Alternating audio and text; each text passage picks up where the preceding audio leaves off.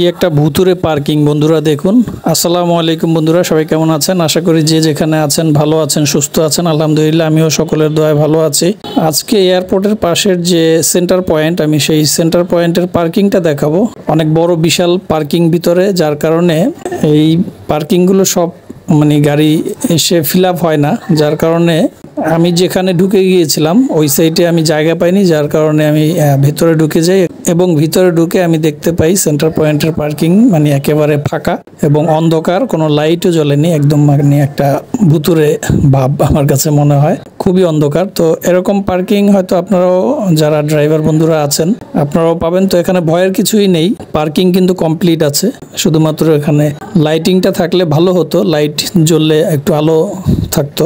বন্ধুরা, এই centre point, এই যে মার্কেটটি, আমি এটার লোকেশনটা বলে দিচ্ছি। এটা হচ্ছে এয়ারপোর্টের মেইন রোডে যে ফ্লাইওভারটা আছে, সেই ফ্লাইওভারের বাম পাশে পড়বে।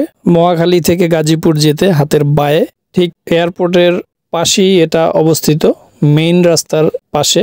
অনেকেই হয়তোবা এখানে আসছেন, আবার অনেকেই আসবেন আমার চালক বন্ধুরা যারা আছেন, এবং এখানে পার্কিং চার্জ দিতে হয়।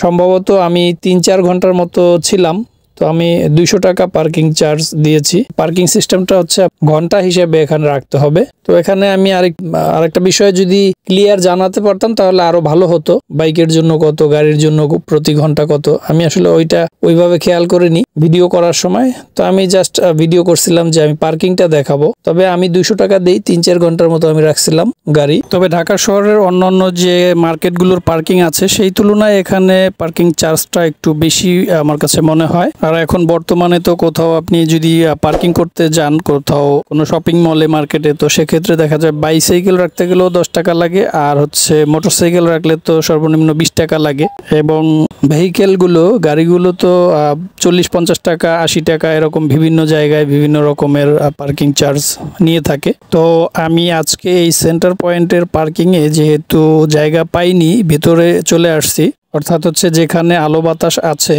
লাইটিং আছে, সেখানে আমি জায়গা পাইনি, যার কারণে আমি ভিতরে চলে আসছি এই অন্ধকার জায়গাতে। তো এখানে আমি এখন পার্কিং করি, তারপরে দেখা গেল আমি যদি ওইখানে ভালো কোনো পার্কিং পাই, পরবর্তীতে আমি সেখানে নিয়ে যাব।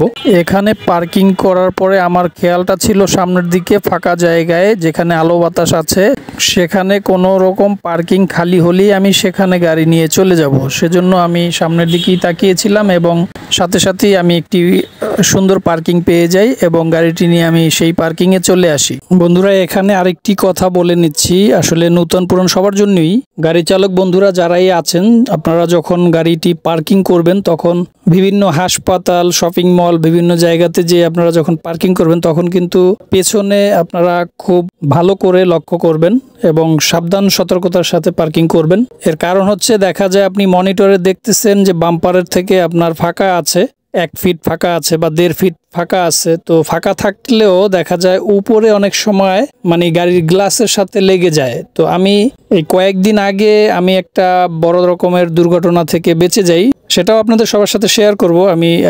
আমি সেটা নিয়ে আলাদা একটা ভিডিও দিব। আমি এই পার্কিং এর দেখে নিব আমার গাড়ির পেছন সাইডটা। পার্ক করার আগে একটু নেমে দেখে নিচ্ছি এবং দেখছি এখানে যথেষ্ট পরিমাণ জায়গা আছে, কোনো সমস্যা নেই, পুরোটাই ফাঁকা। তো আমার এ পর্যন্ত আসবে, কোনো সমস্যা নেই।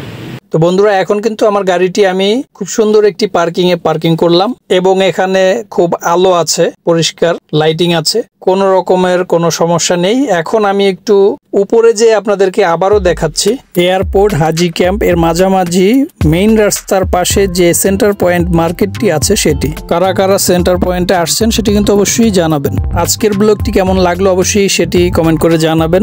ভালো লাগলে লাইক, কমেন্ট, শেয়ার করবেন। চ্যানেলে নতুন হয়ে থাকলে অবশ্যই চ্যানেলটিকে সাবস্ক্রাইব করে পাশে থাকা বেল আইকনটি প্রেস করে আমাদের সাথেই থাকবেন। দেখা হচ্ছে নেক্সট ব্লগে, সে পর্যন্ত সবাই ভালো থাকুন, সুস্থ থাকুন। আসসালামু আলাইকুম।